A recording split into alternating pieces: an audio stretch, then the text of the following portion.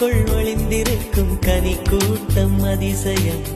வண்ணத்து பூச்சி உடம்பில் ஓவியங்கள் அதிசயம். துணை செல்லும் காற்று மெல்லிசையாதல் அதிசயம். குருநாதர் இல்ல